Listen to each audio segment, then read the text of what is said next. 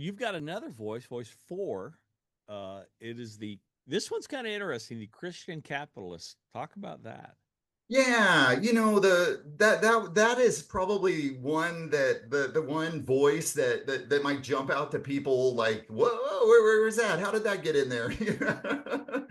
But my whole thought is some of the major players that are out there in the world and who are vying for the kingdom are these platforms that are producing resources. And so, that particular voice, what are they championing? They're championing, best kingdom resources, right? When you begin to kind of open that up, and it's like, well, who is that? Well, man, there are a lot of people. There are a lot of Christian people, there are a lot of leader people, there are a lot of visionary people who fit into that crest. They're either they have a ministry platform, and they're either producing or they're curating content, they're gathering content. I mean, think about it. We have all our publishers who are in that, right?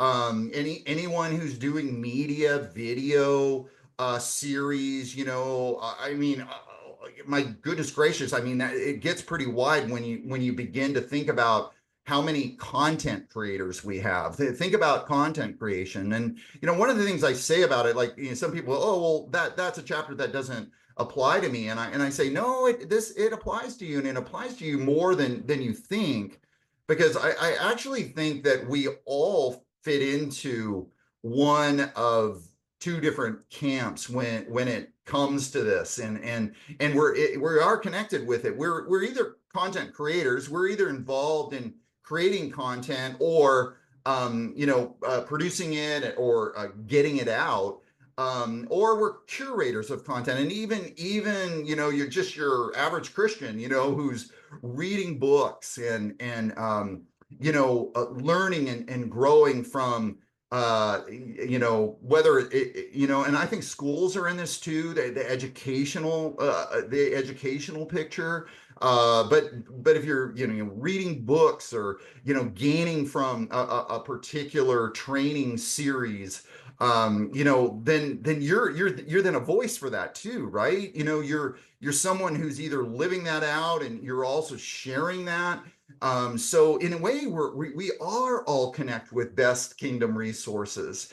And so that chapter opens that up, talks about it, really esteems it, because I think anyone who's trying to create, or produce, anyone who's trying to move us forward in our faith, or move us forward for the gospel, move us forward in disciple making.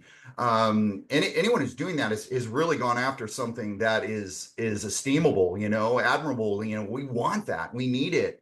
Think about it in our culture today, with the challenges that we're facing, and which is kind of the backdrop of the book, really, the contextualization side, this huge secularization trend that's happened, really, in a way, over 2 decades of decline along most denominational groups, most. And so, with that secularization and decline, I mean, we ought to be asking, how do we do it better, right?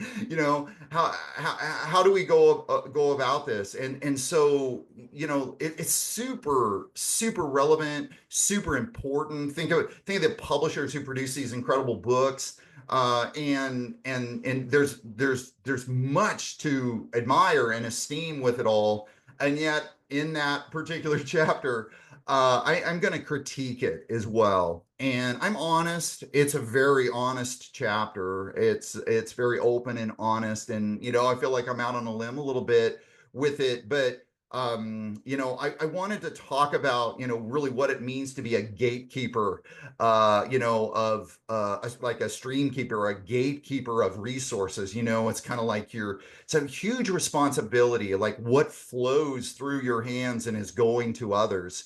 And some of the questions about that, and some of the thoughts about that. And so that's what I do with that crest. It's an interesting one. It really is.